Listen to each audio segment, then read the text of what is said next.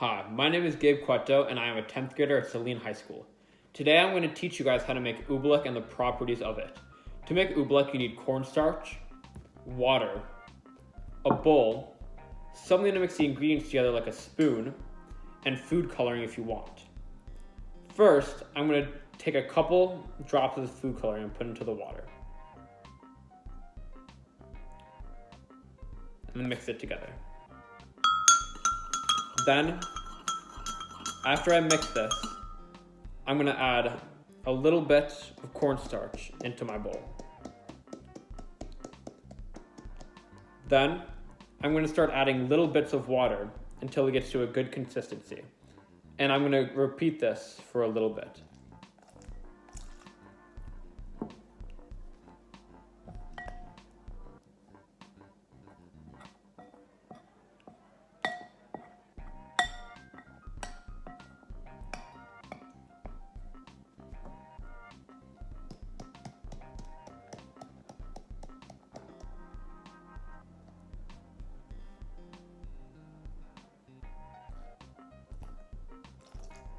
And as you can see, it looks like a liquid, but it's acting more like a solid right now.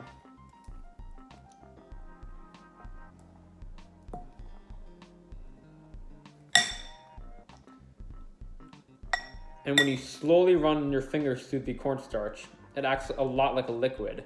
But when you hit it hard, it acts like a solid. Oobleck got its name from a book by Dr. Seuss called Bartholomew and the Oobleck. The oobleck is a mysterious substance that falls from the sky. Oobleck is a substance that can have properties of both solid and a liquid. These types of substances are called non-Newtonian fluids.